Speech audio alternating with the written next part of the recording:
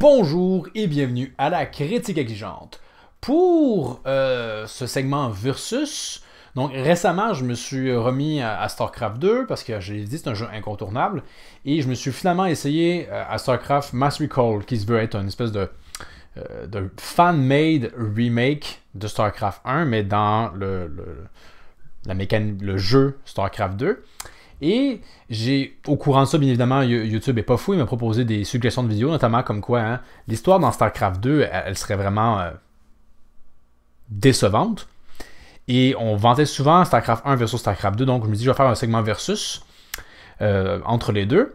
Et ce qui est intéressant avec la possibilité de faire avec Mass Recall, parce que Blizzard a sorti un remaster de StarCraft 1, mais c'est globalement le même jeu, mais juste plus beau, si on veut, du moins remis au goût du jour. Bref, c'est juste un remaster où c'est de la 2D, mais mieux fait. Bref, peu importe. Ça n'a pas changé fondamentalement le jeu, surtout pas au niveau de son gameplay, qui honnêtement est terriblement daté. Alors, on peut sélectionner, je pense, au maximum 12 ou 16 unités. Donc, quand tu as une grosse armée, c'est l'enfer. Donc, forcément, ça ne tiendrait pas à la comparaison. Mais avec Mass Recall, il y a cette occasion-là de vraiment pouvoir comparer. C'est le même gameplay, donc à ce niveau-là, c'est équivalent. Donc, on peut vraiment se concentrer à voir le design des missions et aussi bien évidemment il y a l'histoire. Donc allons-y sans plus tarder. On va commencer par l'aspect justement des missions. Donc j'avais un excellent souvenir des missions dans StarCraft 1 et Brood War. Et en rejoignant Mass Recall, je sais qu'il y a quand même des petits tweaks qui ont eu lieu ici et là, mais au final je me rends compte que les meilleures missions de StarCraft 1 sont meilleures que les meilleures missions de StarCraft 2. Mais que dans l'ensemble, les missions de StarCraft 2 sont meilleures que celles de StarCraft 1. Parce que ce qui était intéressant dans les meilleures maps de StarCraft 1, c'est la notion qu'il y avait un revirement de situation, qui avait généralement à peu près jamais lieu dans StarCraft 2, ou dans ce dernier, ce qui se passe, c'est que tu commences la mission, tu as tes objectifs de secondaire, etc. Et la nature des missions est quand même un peu variée de temps à autre, ça fait que c'est appréciable. Mais que globalement, il n'y a pas de revirement de situation. Il n'y a pas de nouveaux objectifs qui s'ajoutent tellement en cours de route. Il n'y a pas soudainement un autre objectif principal une fois que tu as complété un objectif initial. C'est « Hey, il faut que tu ailles détruire cet objet-là, tu le détruis, la mission est finie. » Donc, il n'y avait pas beaucoup de place à la surprise là-dedans. Et même quand il y a des éléments un peu plus perturbants, on peut penser à la dernière mission dans Wings of Liberty, All In. Kerrigan, elle débarque. Ça pourrait être un chamboulement, mais finalement, c'est un élément qui est cyclique au sein de cette mission-là. Donc, il n'y a rien de non plus tant extraordinaire. Donc, ça faisait que, globalement, dans l'ensemble, elles sont quand même divertissantes, mais on aimerait des fois être un peu plus chamboulé. Dans StarCraft 1, il y a ça. Pas aussi souvent que je l'aurais voulu, mais on peut penser dans la première campagne des Terran, où il faut détruire la Hive des Zerg, mais que, grande surprise, on est attaqué massivement dans notre base. Hein, c'est scripté, mais quand on s'y attend pas et qu'on n'est pas là pour défendre notre base, ben c'est un bel petit effet. De la même façon, dans, je pense à la campagne de Kerrigan, éventuellement notre base se fait juste détruire, c'est scripté en ce sens-là, donc il faut réussir à fuir et se repartir à zéro. Ça aussi, quand tu t'y attends pas, c'est assez surprenant. Et bien évidemment, il y a à la fin du troisième épisode, quand on joue avec les Protoss, Eyes of the Storm, où, à notre grande surprise, bon, c'est vraiment dès le départ, là, mais on peut jouer deux factions simultanément. Donc ces petites surprises-là faisaient plaisir, et il n'y a pas beaucoup ça dans StarCraft 1. Par contre, il faut parler du point négatif pour StarCraft 1, c'est que quand ces missions-là, c'est pas ces missions-là incroyables, ben généralement, c'est quand même des missions assez ennuyantes, on se le cachera pas, presque similaires à juste aller faire un match normal contre un ordinateur, très agressif, mais quand même, il n'y a pas beaucoup d'interactivité parfois, à un point que c'est presque le néant. Et c'est quand même assez fréquent, donc il y a ça qui est fort dommage. Aussi, il n'y a pas beaucoup d'objectifs secondaires, donc c'est assez un peu terne en approche. Donc, encore une fois, on le redira, les meilleures missions de StarCraft 1 sont meilleures que tout StarCraft confondu, mais il n'y en a pas assez, faisant en sorte que je préfère bien davantage la campagne du 2. D'autant plus que, bien évidemment, il faut en traiter, là, mais il y a des éléments de personnalisation qui sont possibles dans le hub central que StarCraft 1 n'a pas. Donc, on peut essayer de revisiter ces missions-là en bâtissant d'autres unités, mais ça s'arrête là, tandis que l'autre, ben, tu as cette possibilité-là, et en plus de faire des build-up de tes unités différentes, prendre des upgrades différentes, donc davantage une richesse dans StarCraft 2 à ce niveau-là, donc je lui concède le point, mais quand même, je salue encore une fois que certaines missions dans StarCraft 1 étaient très plaisantes. Ensuite, ben, il reste juste pas mal d'histoire. Et c'est surtout là que les vidéos vraiment décriaient un peu le fait que, bon, Kerrigan, son traitement est pas formidable. Dans StarCraft 2, Aemon, pas particulièrement intéressant, les Hybrid non plus, etc.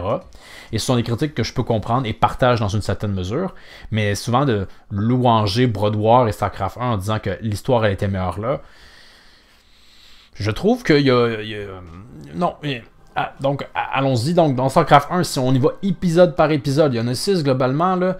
Premièrement, un enjeu général et problématique, c'est que on va se taper à peu près dans une trentaine de missions, l'histoire des 3 civilisations, de suite à l'autre, et ça fait en sorte que chacune d'entre elles, leur histoire, elle est malheureusement bâclée, rushée, c'est un peu le sentiment qu'on a.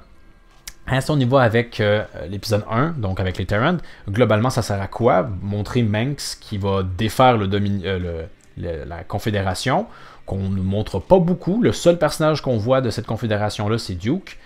Donc, on renverse qui? Il n'y a pas vraiment de visage là-dessus. Et ça semble pas particulièrement difficile. Et ça se fait aussi très rapidement. Et dans le lot, il faut en plus établir la relation Nova... non, c'est pas Nova, excusez-moi. Kerrigan, Sarah Kerrigan et Jim Raynor. Mais c'est vraiment hyper rapide. On a juste l'impression qu'ils allaient peut-être bien se connaître, que déjà ils se séparent. Or, et c'est un enjeu, c'est que StarCraft 2... va beaucoup prendre et laisser dans StarCraft 1. Et quand tu connais davantage StarCraft 2 et pas tant le 1, tu te dis, ok, j'ai hâte de voir ce qu'il en était dans le 1 pour se rendre compte que généralement, ils nous font surcroire que c'est important, mais dans le premier épisode, pas des tonnes. Encore une fois, il y a toujours des défis techniques, la narration pouvait être moins présente, etc. Mais n'empêche, quand même, je constate le scénario comme je le vois. La nostalgie n'est pas là. Et oui, je peux faire...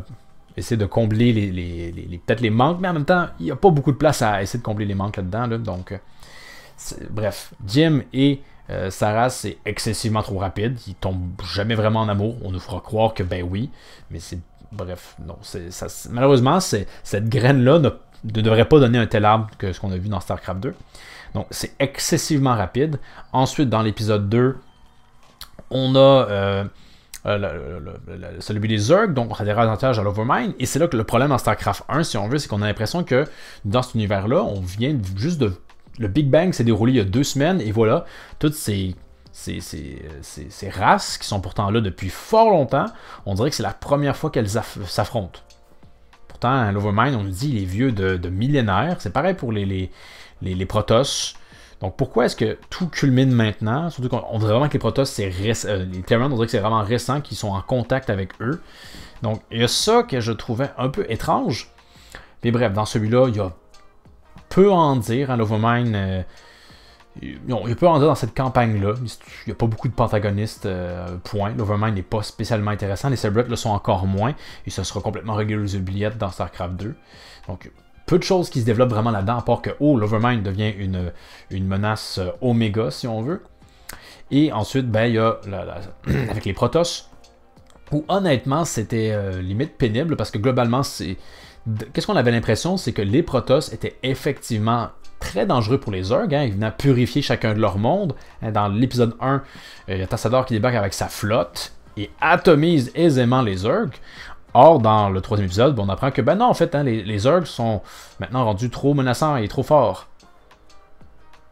Ça a été assez facile, finalement, les vaincre, ces Protoss-là, les pousser dans leur dernier retranchement.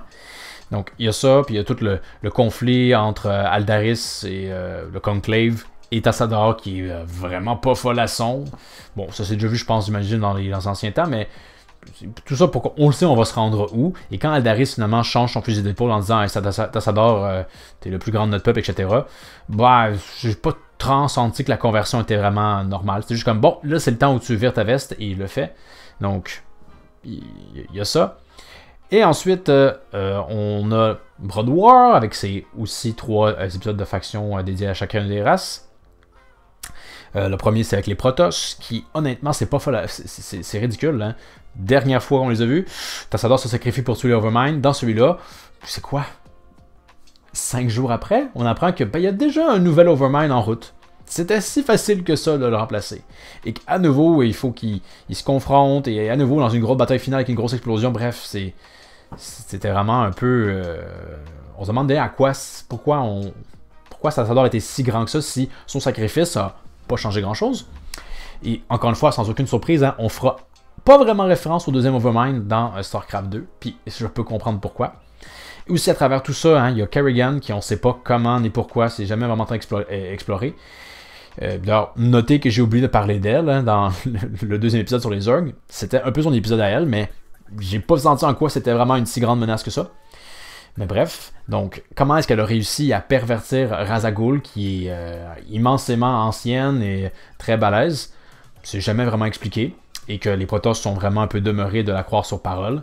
Notons, et même à l'époque, je peux comprendre qu'il y a des limitations, mais c'était de ridicule, hein, quand Kerrigan va débarquer pour tuer Aldaris, rappelons la scène où il y a des lurkers, se mettent dans le sol, font, je pense, 3 ou 4 attaques avant que ça le tue. C'était navrant. Dans Mass Recall, hein, ils ont repris le même truc, ils n'ont pas voulu changer la donne. Je serais intéressé de voir si Blizzard faisait un remake, comment est-ce qu'ils géraient la donne. J'aurais pu imaginer que Kerrigan débarque et le bute. Pourquoi c'est l'Arbain qui le font à sa place et aussi lentement que les Protoss ne font rien. Bref, qui se font naïvement avoir si facilement que Zeratul ne se rende pas compte que clairement quelque chose cloche avec Ra's al Ghul et que ce soit Aldaris qui s'en rend compte mais qu'il est trop demeuré pour communiquer avec eux et l'informer.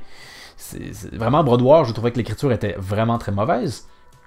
Ensuite, avec le 5e chapitre, où on s'intéresse à, encore une fois, les Terran, mais sous la forme de les forces de la Terre qui débarquent.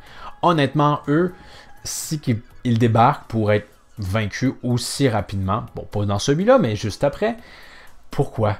Autant juste se concentrer sur Mengsk et voir le développement de lui, ça aurait été plus intéressant à mon avis. Mais bon, donc eux débarquent, et encore une fois,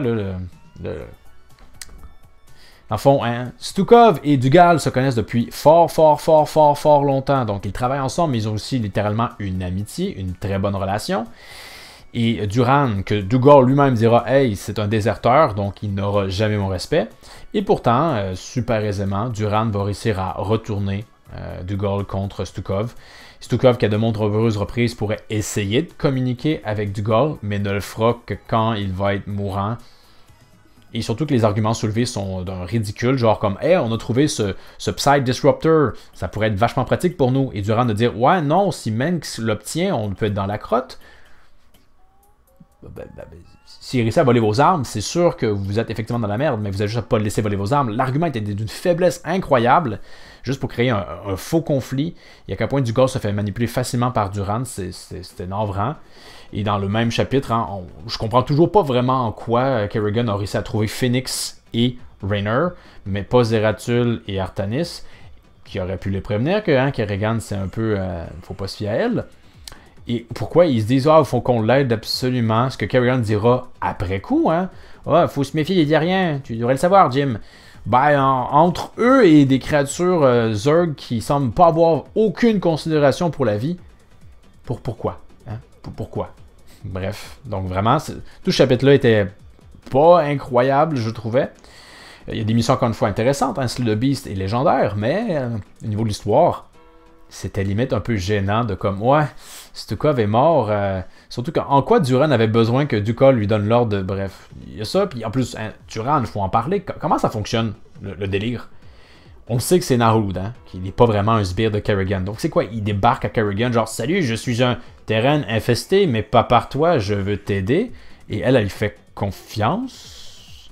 Et là, il réussit à se désinfecter son apparence. Elle ne se pose pas de questions. Et en plus, éventuellement, Stukov sait que c'est un terrain infesté.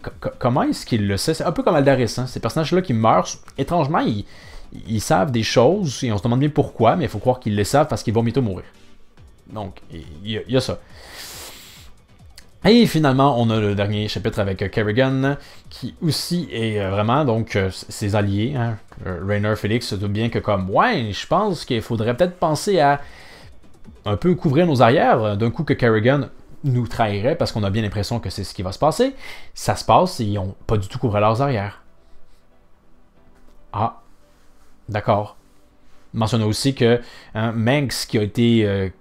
son empire est vaincu. Elle va avec lui parce qu'elle dit « J'ai besoin de tes Psy Emitters ». Le gars, il n'a plus accès à ses ressources. T'es consciente de ça? Mais finalement, il a accès à ses ressources. Comment? Je ne sais pas trop quoi. Et donc, hein, elle trahit les gens. Encore une fois, Zeratul, hyper facile à manipuler. Genre, oh, j'ai besoin de toi pour tuer l'Overmind. Regarde, Ra's al Ghul, elle te dit de le faire. Et lui, encore de juste ouais, je pourrais juste clairement pas le faire et juste comme penser à autre chose. Mais non, il joue directement dans sa main. Ils sont tous crétins de le faire.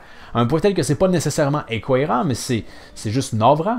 Aucun d'entre eux n'est mis en valeur. Et Kerrigan non plus parce qu'elle manipule des idiots. Et à la fin, Kerrigan va réussir à vaincre les 3 factions juste parce que elle est trop balèze, faut croire. Bref, vraiment au niveau de l'histoire, toutes les décisions étaient juste navrantes.